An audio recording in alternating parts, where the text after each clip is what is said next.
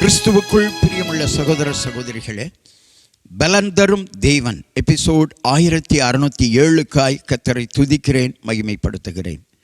இந்த நாளிலும் ஏசாயா 26ஆம் அதிகாரம் 3வது வசனம், உம்மை உறுதியாய் பற்றி கொண்ட மனதையுடையவன் உம்மையே நம்பியிருக்கிறபடியால் நீர் அவனை பூரண சமாதானத்துடன் காத்துக்கொள்வீர்.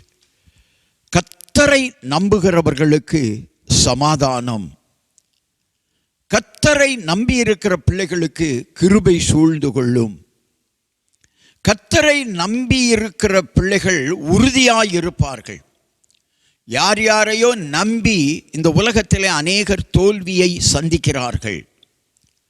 சுய பலத்தை அல்ல, கர்த்தருடைய பலத்தை நீங்கள் நம்புங்கள். கர்த்தரை நம்புங்கள். ஆபிரகாமை குறித்து வேதம் சொல்லுகிறது, ரோமர் 4ஆம் அதிகாரம் 18வது வசனத்தில், நம்புவதற்கு ஏதில்லாததை ஆபிரகாம் நம்பினான்.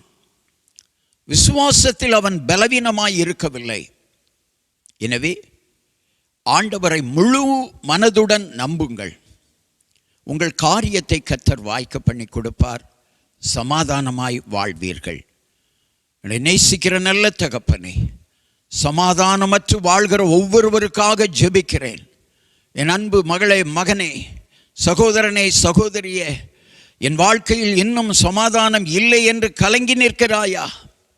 நீ கர்த்தரிடத்திலே வா, பூரண சமாதானத்தை உனக்கு தருவார்.